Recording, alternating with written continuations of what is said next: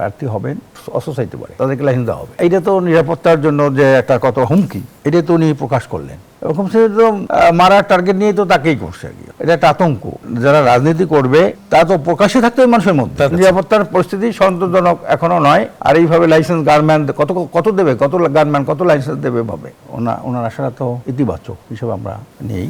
এখন এটা ওনাদের দলীয় কিভাবে তাকে তার নিরাপত্তা দেওয়ার ব্যাপারটা কেমন হবে, তার পদচারণা কেমন হবে, এটা দলীয় ভাবনার সিদ্ধান্ত হবে। কিন্তু আমরা ওনাকে স্বাগত জানাই। হোম উপদেষ্টা একটা কথা বলেছেন, আর বিগত দিনের কেউ বলে নাই যে যারা ইলেকশন করবেন, প্রার্থী হবেন, তারা চাইলে গানম্যান চাইতে পারে, অথবা কেউ গানম্যান যদি না নেয় তাহলে অস্ত্রের লাইসেন্স চাইতে পারে, তারা অস্ত্র চাইতে পারে, তাদেরকে লাইসেন্স দেওয়া হবে। এইটা তো নিরাপত্তার জন্য যে একটা কত হুমকি, এটা তো উনি প্রকাশ করলেন। ইতিপূর্বে কোনো হোম মিনিস্টার বা হোম সেক্রেটারি এই কথাটা বলে নাই, হোম উপদেষ্টা বলে নাই।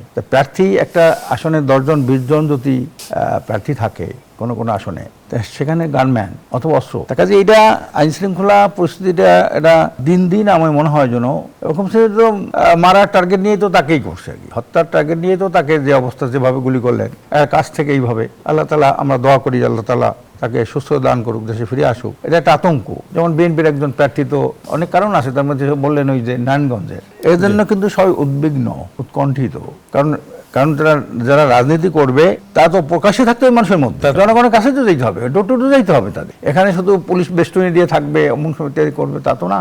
কাজে এই জন্য নিরাপত্তা এটা সার্বিকভাবে আমরা একটা জাতির যে অবস্থা বর্তমান, যে অবক্ষয়টা অত্যন্ত মারাত্মক। কিন্তু আর প্রতি বছর যখন নির্বাচন আসে, ওই যে রাহুর দশা কয় আর শনির দশা, রাহু গ্রাস। নিরাপত্তার পরিস্থিতি সন্তোষজনক এখনো নয়। দেখি সরকার কতদূর কি করতে পারে। আর এইভাবে লাইসেন্স গানম্যান কত দেবে, কত গানম্যান কত লাইসেন্স দেবে ভাবে। কিন্তু নিরাপত্তা দেওয়াটা কতটুকু সরকারের পক্ষে সম্ভব, এটা তো একটু দেখার বিষয়।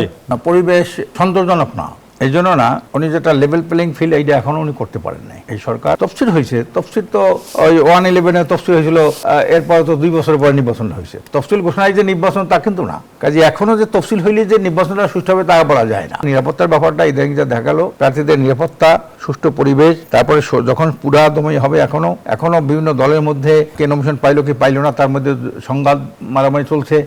এবার জ্বালাজালি, আগুন জ্বালাজালি বিভিন্ন জায়গায় চলছে, মিছিল চলছে। সবচেয়ে উৎসব হলো দলের আনুগত্য যদি যেসব দলের নেতাকর্মীরা মানবে না, এই যে মনে করেন প্রায় 5-7 হাজার লোকদেরকে বহিষ্কার করলো বিএনপি, তা নিশ্চয়ই তারা সাদাবাজি করছিল দেখেই তো বহিষ্কার করলো। আবার কিছুদিনের মধ্যে দেখবেন এদেরকে আবার ভিতরে ঢুকাই নেবে। তা এই যে অবস্থা, তা অবৈধ অস্ত্রগুলি যারা বিভিন্ন হামলায় যে জেলখানাগুলো যে অবৈধ অস্ত্র, সেগুলো এখনো পুরো উদ্ধার হয় নাই, সেগুলো তো সন্ত্রাসীদের হাতে আছে। অস্ত্র উদ্ধার করতে হবে, আর যারা প্রার্থীদের নিরাপত্তা ব্যবস্থা করতে হবে, লেভেল প্লেইং ফিল্ড করতে হবে।